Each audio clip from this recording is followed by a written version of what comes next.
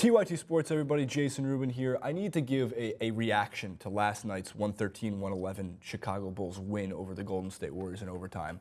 It was one of the best games of the NBA season. You all know I'm a huge NBA fan, and I'm not jumping on the Warriors bandwagon. As I've said multiple times, I am a Knicks fan, and I still somehow watch that team play basketball, if that's what you want to call it. But living now on the West Coast, the Warriors have been one of the teams I've caught the most on League Pass. And this game, for any fan, it very much can be a championship game. This could be the finals, and it would be great if it was. So the Warriors could not hit a three in the second half in overtime. They were 0 for in the second half in overtime. Klay Thompson, Steph Curry, Iggy, Draymond Green even took one. They went cold. And the one takeaway I have from that is the Warriors are still an unbelievably competitive team when their three-point shooters don't make it. And that's a terrifying aspect of any team moving forward. So if anybody's trying to say that the Warriors are not the best team in basketball, it's hard to understand that argument, because if one of those 12, 13, 14 threes that did not fall in the second half in overtime went, the Warriors win that game. And of course, there was Steph Curry's turnover, which is a very rare occurrence. An unbelievable trap by the very pesky defender of Kirk Heinrich and Joakim Noah being back for the Bulls. Look, we did a clip on this a week and a half ago. I'll make sure to annotate to that for you guys. I was saying the Bulls have nothing to worry about, and this is one of the specific reasons. You get Joakim Noah back. His defensive prowess, his defensive efficiency of that entire team changes. Now, Derrick Rose, you know, he looks like he's getting some of his explosive steps back, and he's driving to the lane stronger than he was, obviously, in the beginning of the season, but we can see the wear and tear that the minutes have on Derrick Rose when he plays a full game like he did. Now, Rose set a record. He joined Jason Kidd as the only player in NBA history to miss at least 20 shots and have 10 or more turnovers in a game. Rose didn't play that well. He is still a clutch player, though. He did hit the game winner. It was tough watching that second half, especially Derrick Rose. It just looks like he has to jump forward to just get the ball to the edge of the rim.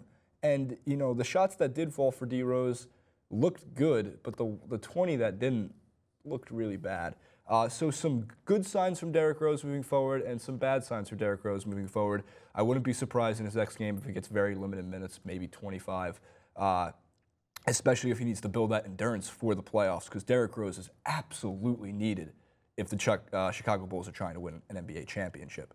And Draymond Green, who just plays with so much heart, the tip-in at the end of the fourth quarter, and just the pure competitiveness that Draymond Green has played with over the course of the season needs to be noted, because it's really easy to forget about some of these other players on the Golden State Warriors, like Iguodala and Barnes and Draymond Green, especially when you have people like Steph Curry and Klay Thompson, who Klay Thompson started the game off 5 for 5, and for a while, everyone started going off on Twitter, my God, the guy doesn't miss a shot. I even tweeted out myself, I don't know, does he miss in practice? Because he doesn't seem to miss in a game too much, until I jinxed him a little bit in the second half.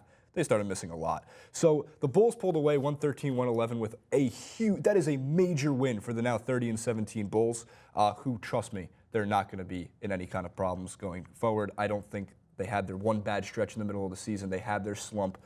They're going to be giving the Hawks a run for their money to be the #1 seed in the East by the end of the season. I still believe that.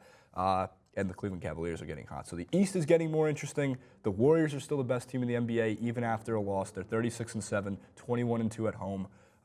That's going to be scary for any team, even in the Western Conference, going to play in Golden State for 4 of those games during the NBA playoffs, which are not that far away. But first, the All-Star game is coming, the dunk contest. You get to see players like Nikola Mirotic playing the Rising Stars Challenge from the Bulls. Going to be awesome, going to be exciting. Guys, subscribe for more free sports news and content. It is free. It's free. We post videos every day.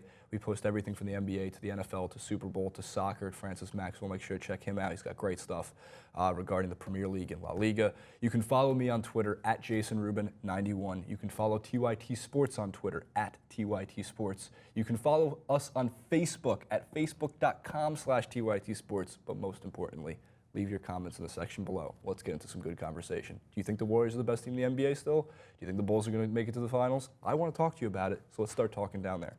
Thank you, and we'll see you next time.